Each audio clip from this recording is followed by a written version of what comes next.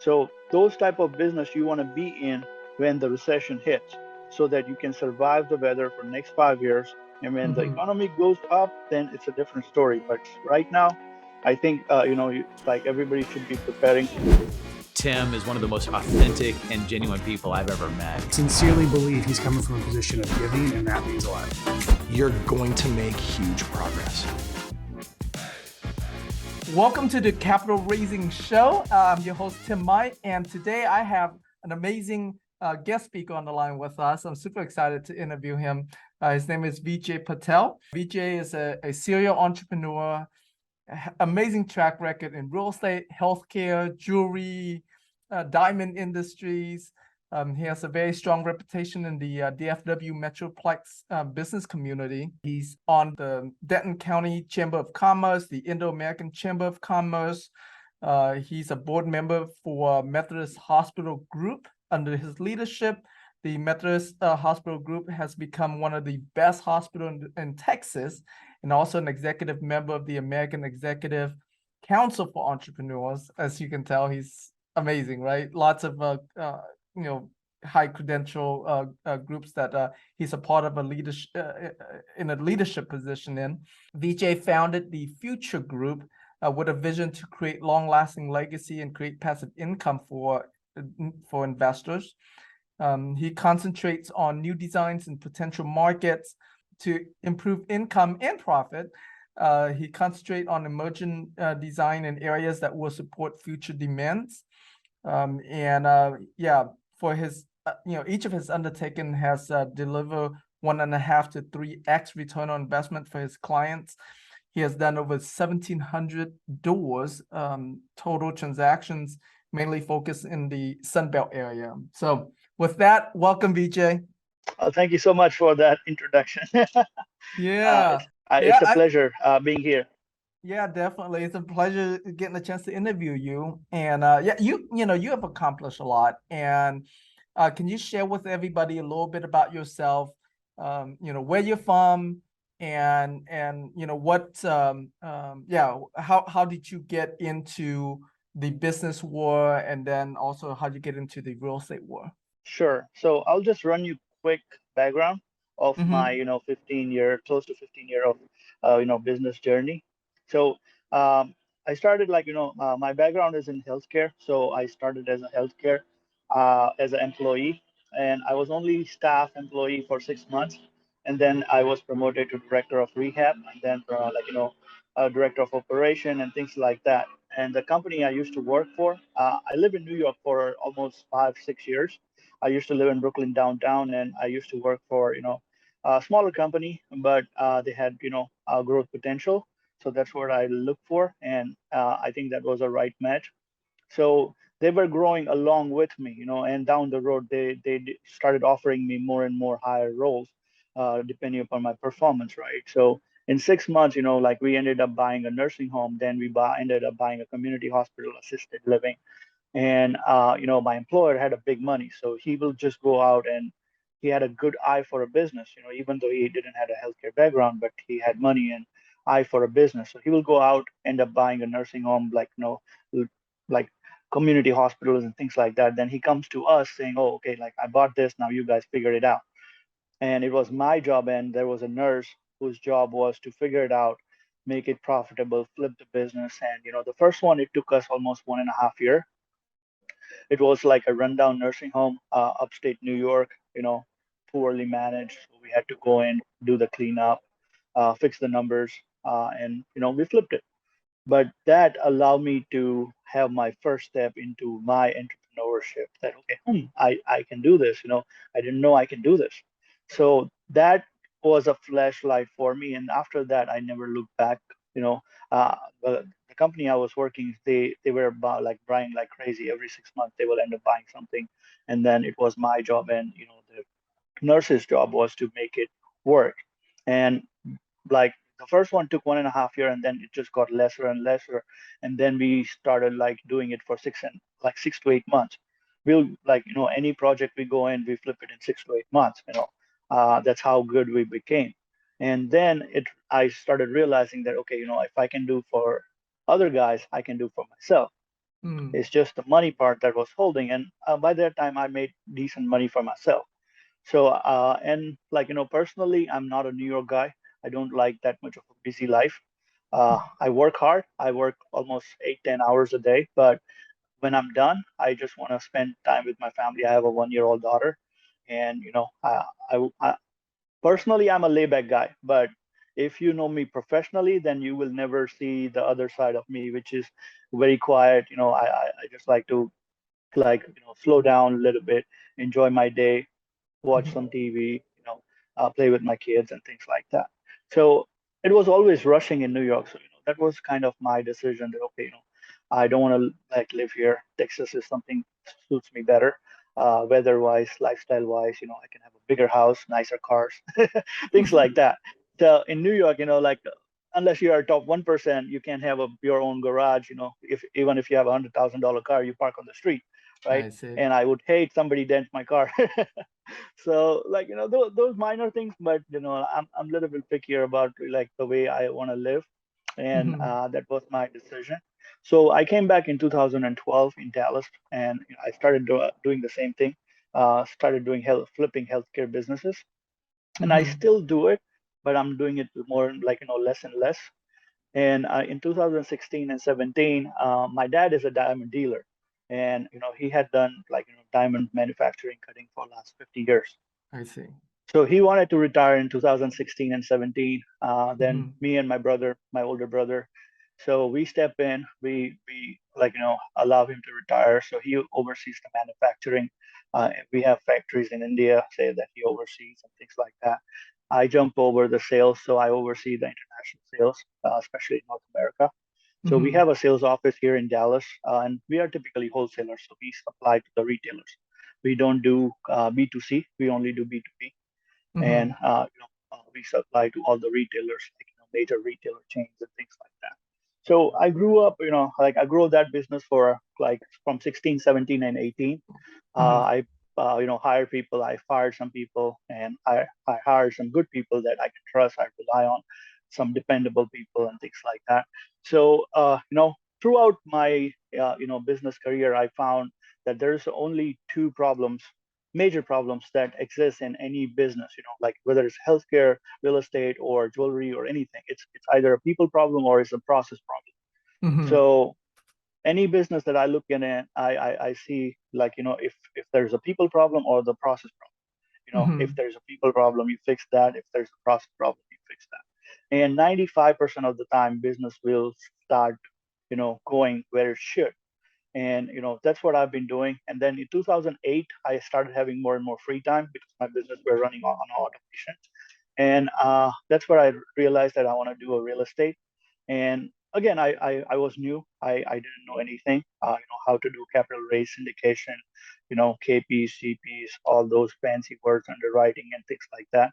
So I started following, the so-called gurus. So I started following almost 17 people, and I started watching their videos, whatever literature is out there, and started like being a literate at least in the Mhm. industry, right? And Mhm. then I invested passively in 500 doors, and I try to learn from that. That okay, like especially like as a newcomer, nobody just allows you. Okay, here's my book, look at it, right? But Right. when I invest passively, that allow me to get closer to the people, that allow me to get like little bit more details. Okay, how are you doing it? Like value addition, how are you doing it? What makes sense? What doesn't make sense? And things like that. And then I grew up to being a co-GP, and like again, like close to 700 doors, I co-GP'd, but those GPs were like 40 GPs in one deal. I see. Like, and minimum I was there like, and I like there were 20 people as a GP, and then I started realizing I as I got better and better is like I want to have a smaller team. So I want to deal with like 4 to 6 people who Mhm. are equally caliber, bringing the value. And let's and then I started moving in that direction. And like since last 2 years, I've been doing that. I have a couple of my buddies. I know them now, and like they they have been mentoring me at the same time. They have a good reputation around the industry that I try to work with those guys. But lately, what I see is like, capital raise has been like getting harder and harder. I always try to be the guy with the value addition and, fixing the numbers kind of thing. Mm-hmm. But Mm-hmm. then, last 2 years, even I go to any meetups in Dallas, there's a 80% GP and 20, not even 20% people with the investors. So there are a lot of deals, but there's not a lot of people to invest. Or maybe like, Mm-hmm. there's something missing. Like there's a lot of money, of course, but people just don't know how to raise the capital, or uh, you know, uh, connection, or those things are just uh, much harder for some people than the other people. You know, Right. and like bigger the guys is, they try to take away a lot of money, so there's not much left for the smaller guys. And those are the things make me realize that, okay, if I want to be a little different, I want to be good at like capital raise. Mm-hmm. And since last 1.5 year, I've been sharpening my edges. I'm doing my own research, okay, like what works for me, my personal profile. So I started cleaning up my personal profile first, because people who wants to invest with me, they want to look up how I am, right? Mm-hmm. If Mm-hmm. like I have some offensive thing on Facebook, or like if I don't have professional pictures, people Mm-hmm. will judge you. So those are minor details that you Mm-hmm. you you definitely want to focus on, especially you want to work with on a professional basis. So Mm-hmm. make sure your profiles are more professional. If you are entering in this industry, that's one piece of advice I would give you. Mm-hmm. And other than that, like networking, calling a lot of people, and having a system in place which allows you to reach more people. And like there's a lot of softwares available on automation that you do just to make sure that a lot of things are done in short amount of time, right? So Right. I'm trying to refine that process. I develop my own softwares, uh, Mm-hmm. like that makes it automation, that you just have to feed in the data, and it just like automates itself for investor reach outs and investor like soft calls, right? That Mm-hmm. it's like you meeting somebody for the first time, so you don't Mm-hmm. want to be pushy in sales. Hey, do you want to raise in, like like invest in my deal? Of course, Right. I don't even know you. So start with like people needs to know you first. If they don't know you, they are never going to invest in you. Right. Yeah. So don't try to just go out there and try to push the sale. Of course, it's important, but just try to go out there and market yourself. Your deal will market itself. Once people know you, they will know, oh, okay, VJ is working on this deal. Like Right. most of the guys will automatically will know the deals I'm working Right. by, by me asking directly, or friend of friend. Okay, like this guy is working on this deal. Right. So deals people will find out, but people will have to definitely know more about you than your deal. So Right. focus on that, especially when you are doing a capital raise, because there are a Mm-hmm. lot of people just doing a hard push that, hey, here's my deal. Do you want to invest? And nobody's going to do that. Yeah. That's their hard-earned money. It's not like you are investing like $2, right? It's 100,000 millions of dollars, Right. and somebody's retirement, somebody's hard-earned money. So you have to take that seriously and respect that. Like I respect anyone else's money as much as I respect my money. And I take it very seriously. So that's how you try, like start growing the trust, start growing your name around the community. That like not necessarily you have to be the big boss in the community, but start with small. But as long as you have some reputation that you can stand with, Mm-hmm. people is going to like you. On a smaller scale or a bigger scale, doesn't matter, but people will start liking you. And that's where things will start working in your favor. Once Right. start, like people will start liking you. So it's like, even if it is a smaller deal, here's my 100,000. So that is a changer for me. A lot of people are like teaching you like technical aspect of it. Like they'll teach you that, like what is 506c, 506b, and how you approach it, how you cannot approach it. But there is a fundamental of street rules that nobody teaches, right? And I just, of course, I did trial and errors. I had my share of mistakes that I learned from, but that's what I see that myself being successful. being a capital raiser. So as of yesterday, I don't know if you know, we just worked out a deal with a wealth management. So they have $1.2 billion under wealth management. It's called Wow. JR Dallas Wealth Management, and they have a $300 million of real estate fund, which is backed by Dutch Bank and other major banks. Wow. So we agreed that okay, I'll be leading that fund to help out with the capital raise that people are looking in the market. So will we do funding a lot of deals for the share of co-GP, or we can do joint ventures, or we can be KP as well, provided because the company has a solid background that they can sign on any KP deal up to $100 million or even Wow. more, but comfortably for $100 million for sure. So those kind of value addition that I'm bringing. I do have a couple of other people that I am meeting set up. So there's going to be more funds going to be lined up, especially for people who don't know or struggling with the capital raise. And just reach out to me on a Facebook. Simple message would be fine. And then let's see what you have, and if deals make sense to us. Uh, like we like the fund is right there. There are $300 million sitting in their fund, not being utilized for so long, because the head of the guy, his name is Raja. He has been focused more on the equity side of other businesses. So the he said, okay, like if you can lead this, I'll give you whatever you need, and we can go from there. So I'm just taking it from there. He had his own legacy built out. He had name in Wall Street, and he like same like me. So where we clicked is the lifestyle. So his story and my story is same. He's of Hmm. course 30 years older than me, but he also started out in New York, was a hedge fund manager, doing good for himself, and then he just didn't like the lifestyle. So he moved back to Dallas. He lives here in Dallas, and he started with $100 million fund, and now he grew to $1.2 billion out of that. So I see. he's doing Wow. really good for himself, but he is looking for people that can that are more motivated and has Right. more appetite to digest. So just to give you our requirement.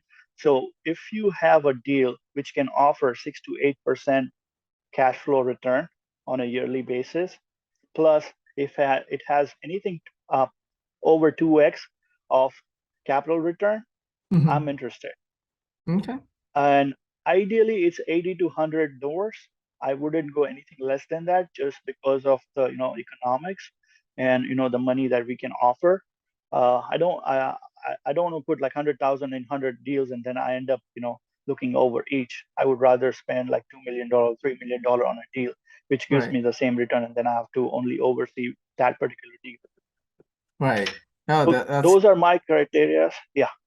that's awesome for sure. And yeah, I do have a deal in mind. It's actually a package of 5 deals that I'll reach out to you on. But I mean, you're in a lot of different industries. So right now, in your capital raising, are you focused specifically on the real estate industry, or are you still raising money for your other industries as well? No, right now I'm exclusively. So what I'm doing right now is I'm weaning off from I already sold my home healthcare that I had Okay, last year. I'm gotcha. trying to get away from healthcare for a couple of reasons. But I do still have outpatient clinics here in Dallas that runs by itself. But if it starts giving me a hard time, I'll sell it. you know. But I just like the economics of like real estate Hmm. personally, and for now I'm getting older too with my kids. So I like the cash flows. I like the stability of real estate, especially like the way the market is. Hmm. I think the real estate is a no-brainer. Looking at the stock market or looking at any other investment Hmm. vehicles that we have, if you are looking to park your money for next 5 years, I think that's the real estate, nowhere else, because at least your money is backed by real estate that is not going to lose value. Of course, the Hmm. price will go up and down, but you will never end up losing money. And number two is the cash flow. So what we are doing right now to our investor is making sure that they have cash flow regardless where the economy goes. So our investor is going to have 6 to 8% return of cash flow that they can live Hmm. off regardless where the economy goes. Like whether it's apartments, uh, maybe it's a senior living, 55 plus communities, things like that. So I'm not just limited to multifamilies. I have interest in commercials, I have interest in senior livings, but those are the things that I'm going to stay around for now. I don't want to go anything outside of that, like single families. I don't want to go. So Right. I just, I'm just picking my niche, and I'll try to stick with my niche for at least a couple of years before I try to change it. Right. Okay. And then with this wealth management partnership that you now have, so is your job to raise money, or is your job to place the existing money that they have into properties? So my job is to place the money that they have. Okay. Very cool. Very cool. That's good. So It's good they amount have of this money to $300 place. million fund Yeah. that my job is to place it where we get the returns we want. Right. Yeah. Yeah. Okay, good. Awesome. Yeah, you and I can definitely talk a lot, because I have a whole, network of capital raisers that's always looking for money because they Nice. have deals. And so yeah, so we definitely can talk about that. So I know you have raised what, 60 something $million in your career, is that Yes. correct? Yes. Uh, Yeah.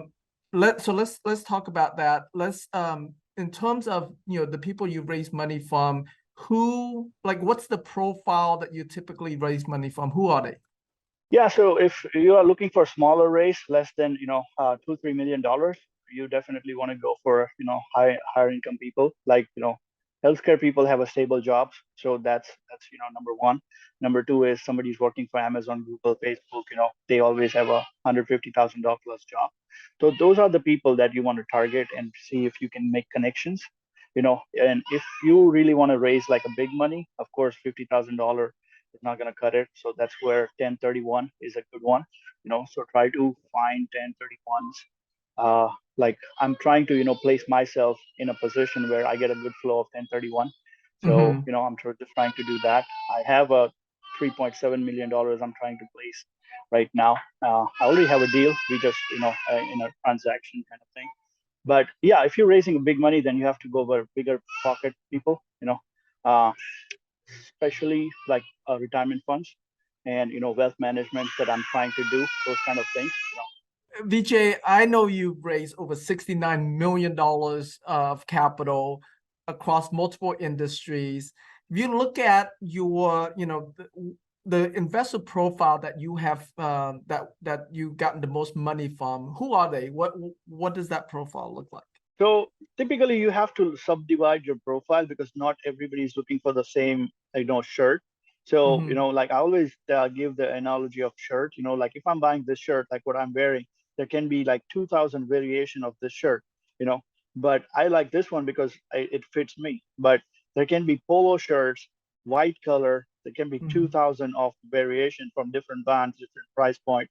There can be $7, $700 and things like that, right? So Mm-hmm. with the investor, the same rule applies. So there are investors out there for every deal. You know, if you have a smaller deal, there are investors for smaller deals. If you have a big deals, even if you're talking like $600 million or $800 million, there are Wall Street guys out there looking for you. So Mm-hmm. that's what I found out in last 2 years is that there is an investor for every deal, but there is not a single matching platform which is going to match it. And that's where, your work comes in, or your play comes in, is how well you can shine in the market and how well you are reaching out to the audience so that you can reach out to your appropriate target audience, right? But Mm-hmm. there has to be a lot of back end work done. So first of all, you have, and like this work starts from you. That's what I would say. So you have to analyze yourself first. Okay, what type of deal I'm going to get in? What kind of niche I'm going to get in? Like, if it is strictly multifamily, or is it still, multifamily senior living? So personally, I'm going to do multifamily, commercial, and senior living. So you have to be very clear what you are getting into so that people knows, okay, what type of deals you are like doing, right? So not necessarily somebody has $100,000 for multifamily, but he's interested for senior living. But he Mm-hmm. has to know that, okay, Vijay also does like senior living too. So he's going to reach me out saying, oh, I'm not interested for multifamily, but I'm interested for senior living. What are you doing in that? And then If I have something coming up, then I'll just tell him, okay, this is what I have, and see if you like it. So first of all, work on yourself, work on your niche, and like don't make it like really really wide. Like, oh, I'm going to do multifamily, class A, class B, class C. I'm going to do everywhere possible, things like that. So you have to narrow it down. So Mm. market it accordingly. Like, okay, it's like like personally, I want to go class B, class C. I rarely go class A unless it's a deal, because of the higher, range and everything, like economics, and plus, like, it's a premium segment. So whenever the recession hits, those segments gets hit hard than anybody else. Like, $3,000, $4,000 rent is something not sustainable, Right. especially when economy goes down. So looking at the market for next 5 years, my personal segment is class B, class C properties who can survive the recession, easily. Maybe you have to cut down rent, but they will survive, recession any given day, any given point. So those kind of things you have to be very very clear, and once you are clear, you can make your investors understand that, okay, this is what your thinking process is. That's why you're getting into class B, not class A. Because everybody likes fancier shoes, fancier cars, and class A is the same thing, like fancier properties. Like nothing can beat class A properties. Like they're more appealing, they're close to downtown. They're the most fanciest looking properties, but again, can they survive the weather, like things like that you have to understand, and market, like, analysis that you do. So those kind of things. But again, like, that is the back end side. So on the front Right. end side is like, you're doing smaller deals or bigger deals. That's one thing, one segment you have to divide. Like, are you going to do deals under 20 million, over 20 million? I think 20 million is the mark, I would say. So there's a 20 million, 80 million, and after that I would say, like, 200 million. So those segments, I think, follow the similar guidelines and similar investor database. If you're doing, like, deals under 20 million, basically you're raising $4 or $5 million cap, right? And you're closing the deal and things like that. So if you're raising $4 to $5 million, you want to go for, people who have secure jobs, looking for just an extra, return on investment. Especially, like, the good side is the stock market is not going down. So your first point is, okay, hey, like, rather than investing stock market, like, let's invest in this. Your money is secured by real estate, plus you get to enjoy the cash flow. And like, maybe the economy will take a hit soon. Like, it's just Mm-hmm. like a matter of time. So, like, once they, like, raise, because I was talking to my friend who is a really big on banking, and he said, like, the government, like, or the Fed is going to go up to 8% before they start going down. So if the market goes 8%, everybody's going to feel the heat. Like, a lot of people are going to feel the heat at 8%, especially like with the bridge loans, variables, or somebody is over leveraged. Those Mm-hmm. people are really going to feel the heat. So you want to position yourself according to the market. So right now, I try to play very conservative. I don't try to, over leverage. I don't like over leverage deals, bridge loans, things like that. Typically, we try to go in 20 to 30% in already. So even like with a 50% occupancy, you should be able to survive.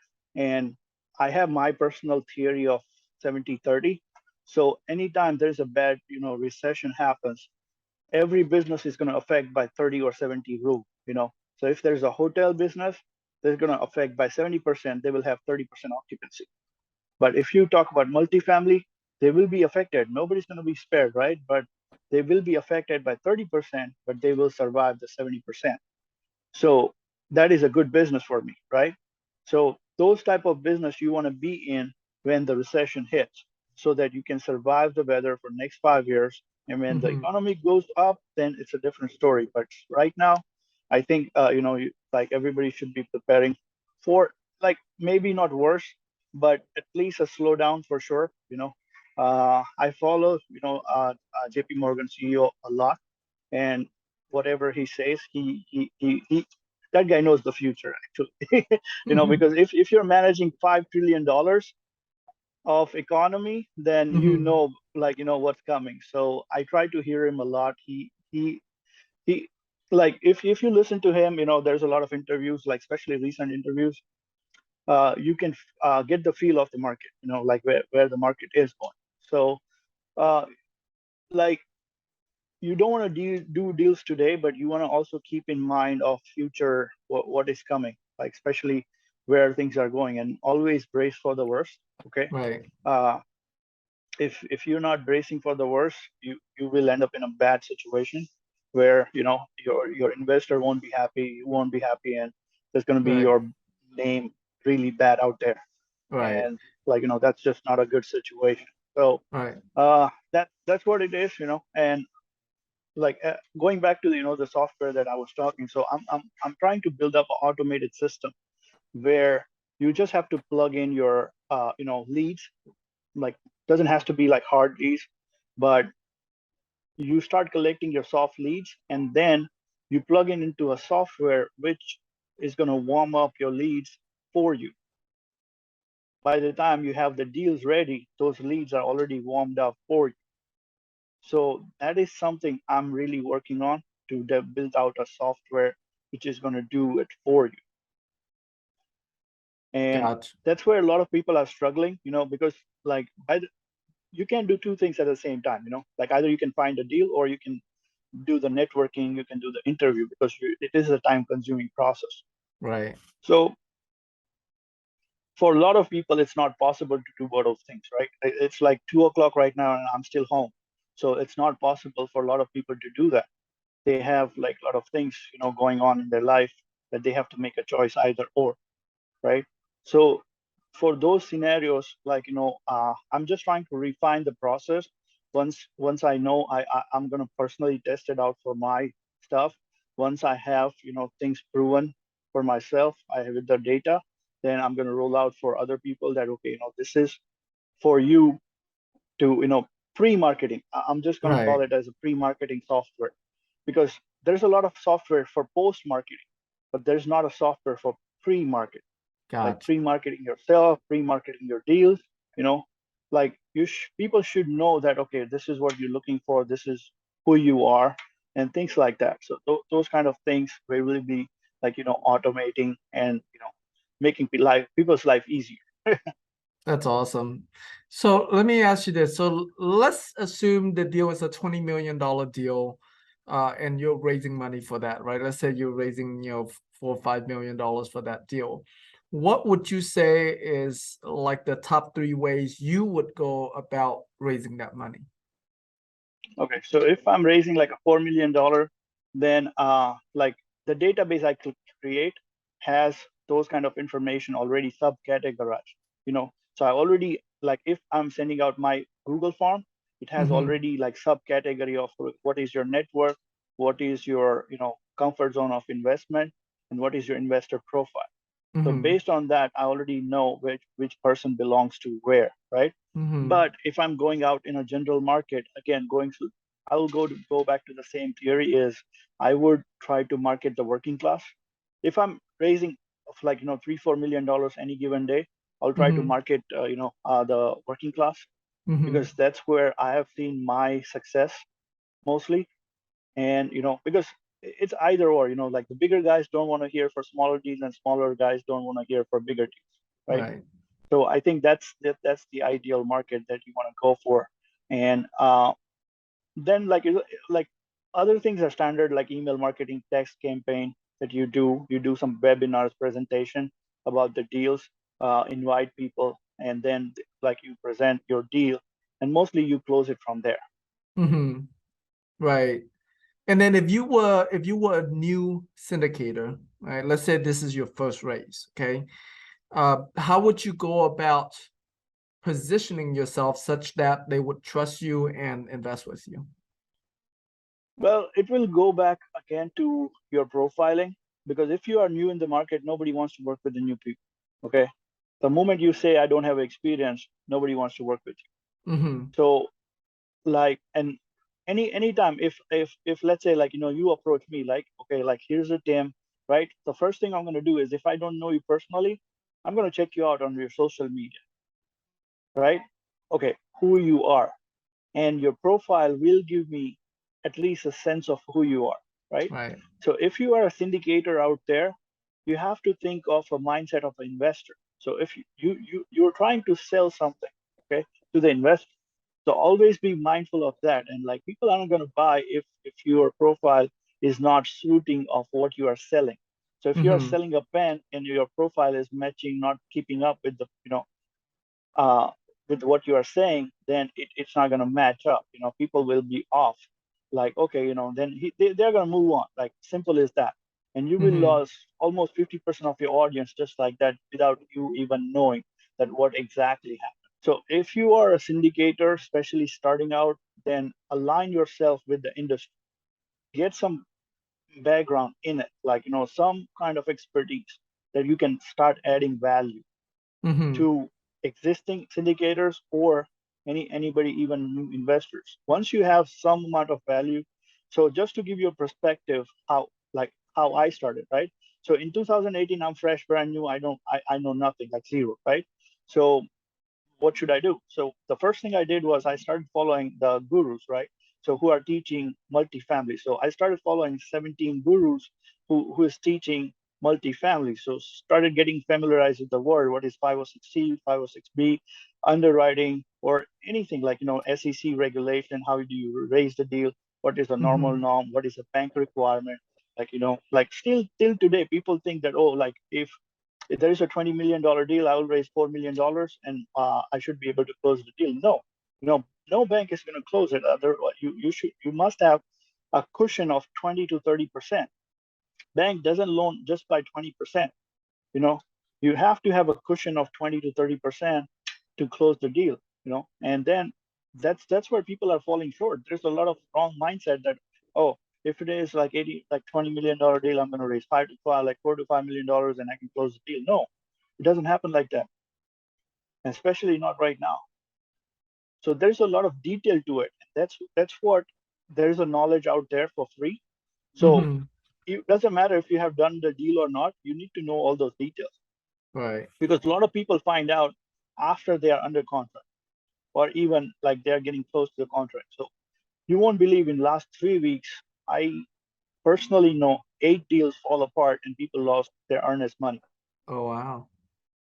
And each individually, they lost somewhere from 50,000 to 200,000 individually in Oh each, wow. like, deal, which was, they put down anywhere from million to $2 million down. Okay. They So they they lost those deals because the interest rate increased and now they can't make the numbers work. yeah, Is they that couldn't correct? raise the money. Simple. Like, they like those deals were under contract since January, February. They were kept asking extension, extension, extension. After, certain points, the seller got fed up. He kicked him out and kept the money. Okay. So So you're seeing that a lot now. So I how would we as syndicator best either learn from that or leverage from that? so again, like you have to know what you are getting into. So a lot of time people are mistaking is like, for number one is they're overpricing. So I analyze all those 8 deals. I know it personally. So I analyze all of these deals. So the number one factor came in is they're overpaying for the deals. Uh, Okay. So if there is a deal of $32 million, and one of the deals happened to me personally. Okay. So there's a deal in Dallas. It was 280 units, Class C property. I was interested. So I was already talking to the buyer. So they were listed for $30 million, and I was going back and forth with the seller. And final word from seller's mouth was this: okay, give me $32 million and we can close it. And then I went back, took a week, and I was about to go back to him saying, okay, let's do $32 million. We're gonna do it. And even before the week ended, what I found out is somebody is coming in offering him $43 million. what? Yes, Whoa. Holy yeah. cow. For the same deal, somebody came in and bought, like, offer $43 million. Wow. So of course I'm gonna back out. Like, I have no reason to say. But then, like 2 weeks ago, I found out that deal just fall apart because Wow. they couldn't convince the investor. They had to raise almost $20 million because of the structure of the loan and everything. So out of 43, they had to raise $20 million. And if you have to raise, like, uh, $20 million for a $40 million deal, things are not going to go your way. Yeah. So there, like, even though it's a story, there are a lot of lessons to be learned just by one story. And there are like so many stories out there.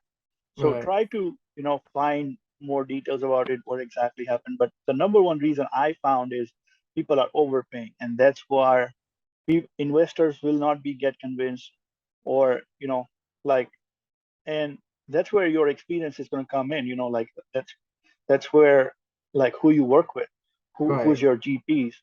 And even though you are a newbie, okay, the advice is don't try to work with newbies. Always try to mingle with somebody having higher experience. Maybe you get a lower end of GP, Mm-hmm. take a cut on that. It's fine. It's perfectly fine. Mm-hmm. If Right. the higher experience is getting 4% and you're getting 2%, it's perfectly fine. But don't try to match it up saying, oh, I will take 5% or 6% because the other GP is taking, and then you end up with a bunch of newbies, and that's where all those things happen. My next question for you is, let's say, you have these investors. Have you ever had a scenario where you needed to raise money very quickly and you were able to do that without like scrambling to try to raise the money? And so that's part one of the question. And part two of the question is, yeah, how do you prepare your investors such that when you do need the money, they're ready to go? Exactly. So that's where I'm talking about the system. So, and like, see, the peculiarity about investor is like, let's say you have an investor ready today, right? Mm-hmm. But you don't have a deal. Yeah. But you have a deal a month ago, but that investor is gone.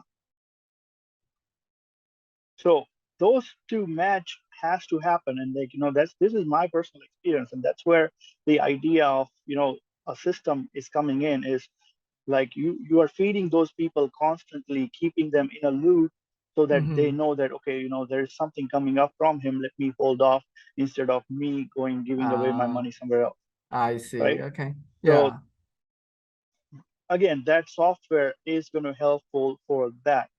And number two, like the personal scenario I had is like, there's a lot of buzz that I raised $9.6 million in 3 years, like 3 days. So just for that example I had was like, I had two deals that they were like, desperate in funding. And like, they it was like kind of a drag. And like one of my buddies, I wasn't part of the deal initially, but I was Mm-hmm. introduced just a week ago, because Mm-hmm. of my buddy. He just told me, okay, like, can you help me out? I was like, okay, I can try, but I can't promise, but I can give it a try.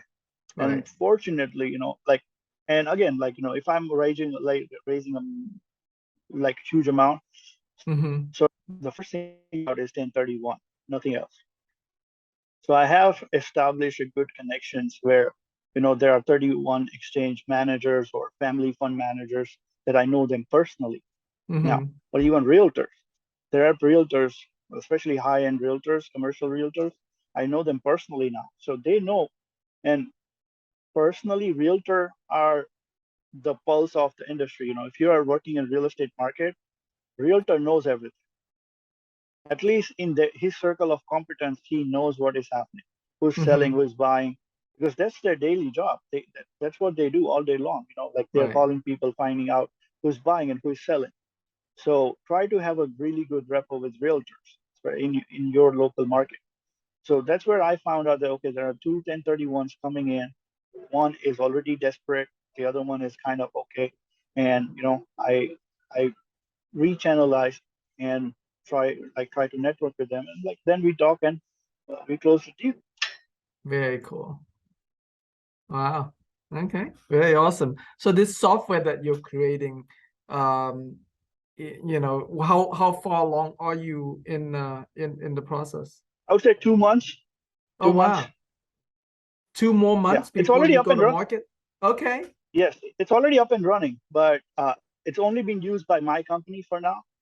But I still want to refine it in a way that Right. it makes sense for everybody.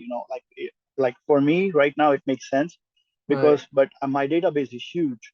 I have a like large database, but for other people with a smaller database, has to make sense. So those kind of things I'm tweaking. but Mm-hmm. it should be ready in 2 months. That's awesome. I'd love to check it out. What other software do you use that you like a lot in your business? A cash flow portal and syndication pro. Okay. So you use both of them? Yes. Okay. All right. Anything Yeah, because else? I have GPs, different type of GPs using different. Hmm. So I don't want to be the odd one. So I if see. people are going with that one, I'll just go with that one. You know if people have already deals on a cash flow, then I don't want to be the odd one. I'll just get the cash. Gotcha. Okay, yeah. I'm a passive investor in cash flow portal, so I have a Yeah, little favor to them, but yeah. yeah. Right. No, cash flow is good. Like like if I would definitely vouch for them, Uh-huh. even though I'm not getting anything in return. But I would definitely market for those guys. They have done a good job. Yeah, okay, awesome. All right. Um, in terms of the market, where are you seeing the market going? Maybe in the next year, and then in the next 3 to 5 years. So again, like I'm not a billionaire yet, and I'm not a CEO of JP Morgan. So just remember two things. But like as far as I can read the market, as I said, like and I talk to people in banking industry, right? So Mm-hmm. what they're saying is like interest rate is going to go up to 8-9%, and that's that in general, like across the board. And 8-9% is where the inflation has to go down, because the cost of capital gets really really high, Mm-hmm. and then people have to lower the prices, because now the access to capital is limited, right? Especially with corporations and even with people, right? Like mortgages. I just read an article which says in new home construction, like people are backing out in Dallas market like 20%. Oh, wow. There's already a back out of new home buying close to 20%. People are opting out, giving it like even leaving that $3,000 token behind, and opting in for just to rent and get see what's happening. But personally, I would say like in a year or two, like at least for a year, things will go down before it stabilizes itself. Once it stabilizes, so there's going to be a down phase, stabilize phase, and then everything will start picking up. But so for you to invest, you want to be in a prime market at this point. Like like example is Dallas. You don't want to be like number two or number three tier market, because number three tier market, there's not going to be growth, right? There is a real demand in Dallas, like there are real people moving in, so Right. there is a real growth. And plus, metropolitan is always going to survive that high price point, because people Right. have higher incomes, higher, spare money to spend. Right. So they want to have some nicer apartments. So you want to be, I would say, like tier one, tier two. I wouldn't buy anything tier three market. Okay. So Gotcha. those are like personal philosophy. But yeah, like again, like I have personally hold off all the new development from my side. I'm not gonna do any more new development until I see completely stabilized. Once everything is stabilized, then only I'm doing a new development. Until then, I'm not doing it. Gotcha. And what kind of development are those? Same multifamilies. Okay. So So right it, now we are doing. yeah. So you were saying right now you're doing what? So we have 320 units under construction. Already under Oh, construction. We did like legwork 3 years ago. So I'm gonna have let that finish, but that we will be completing a one. It's a Class B property in DeSoto, Texas, and we are going to finish out built in ready for 150 a door, a brand new wow. property. Okay. That's So good. That's like really good. and and and and that's kind of guy I am. Like I'm always a numbers guy. So if somebody is asking like 180 for a Class B rundown property, I'm not gonna buy it. Simple. You know, I would rather build it out for like Right. my investors can wait. I can wait, but at the same time, I would buy or build like a brand new instead of Mm-hmm. like. So these are the things will make difference to your investors. Okay, Right. what are you opting in for? And you have to be logical enough to justify, especially in this current market. You know, like Right. people are asking 180, 190 for 1970s properties, 80s properties, or even Yeah. 60s property. I wouldn't Yeah. buy. Like Gotcha. like my price point is, if I'm buying a Class C property, I would pay 90 to 120. If I'm buying a Class B property anywhere in Texas, those numbers are real and those numbers are accurate, and it's true. And till today, I'm buying it under in those numbers. It's not Mm-hmm. like we are under contract for in one property, 128 units. We are buying Right. for 140, 140 a door. Okay. So those kind of things, but I try to stay within that range. If the numbers are not within that range, that deal is not for me. I'm gonna move on. Gotcha. Okay. So for Class B, I try to buy from 100,000 to 140 max.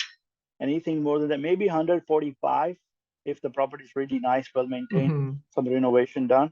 But Right. yeah, nothing more than that. So a couple questions on this new development. How many acres is it? So that's 11 acres. 11 acres. Okay. And since it's a new construction, what made you decide to build it as a Class B versus like an A minus? A. So it's a demographic, a demographic zoning and everything. So it's a DeSoto. I DeSoto see. cannot handle, Class A I as see. of right now. Gotcha. So, like demographics, market studies, median household income, those kind of Okay. things, we look at it, and demands. Right. Class B is a no-brainer. Gotcha. Yeah. I'm asking specifically because I have a 30 acres that I'm vetting a couple of developers that I'm considering partnering up with right now. Sure.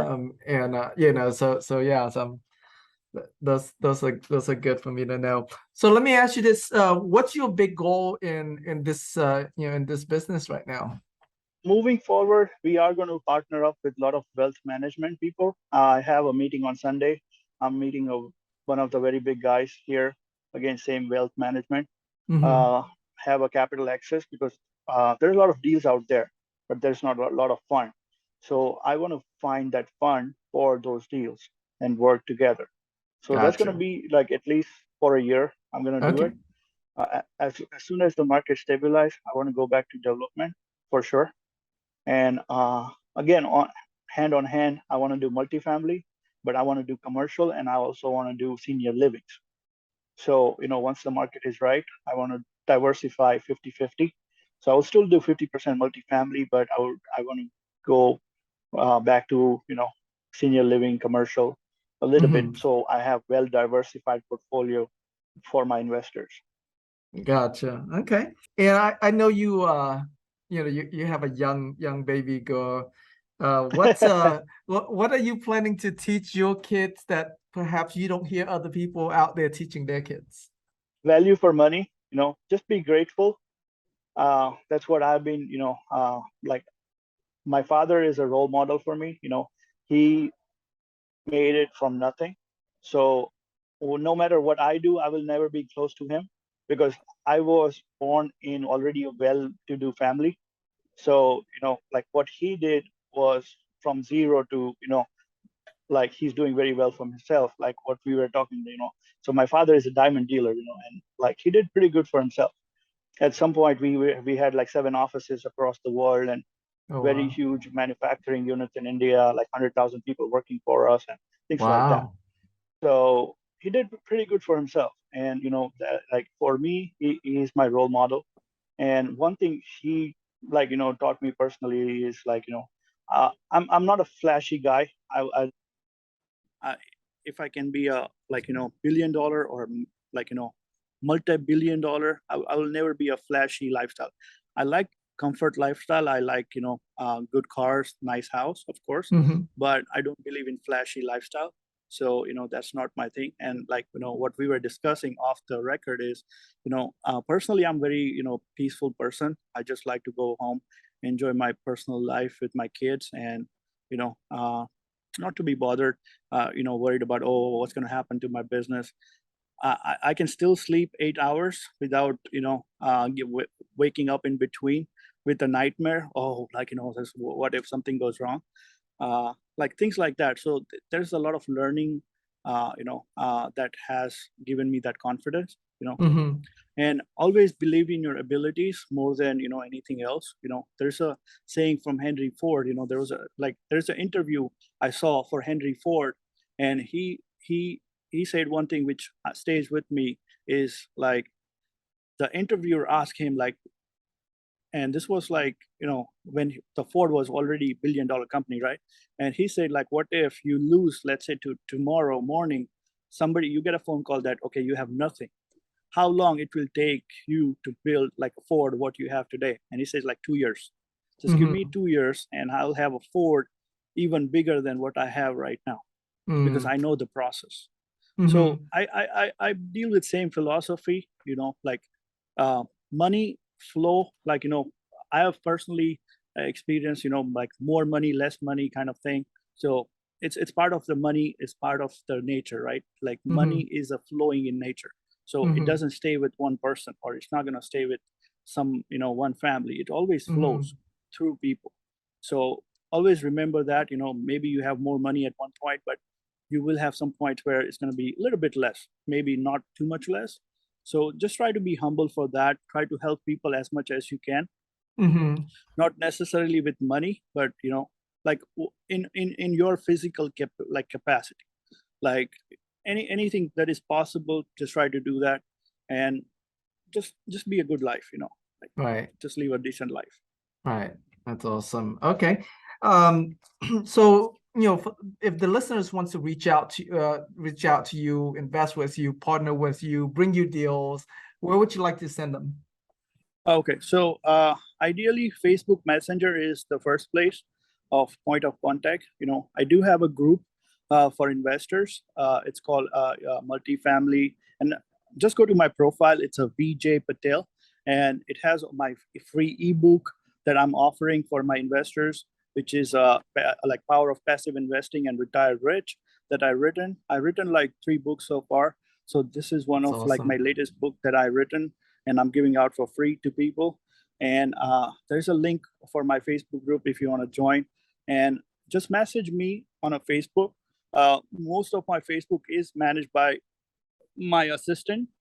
So a lot of times you may not be talking to me directly, but they do, like, feed me all the time what is happening, and I personally have access to my all Facebook accounts, on my phone, so I can always check messengers and personally reply if I have to. Mm-hmm. So, but yeah, the Facebook Messenger would be the first point of contact, and nobody will be like, gone unheard, right? So it doesn't matter if I know you or don't know you, or if you are newbie or experienced. Don't shy away saying hello.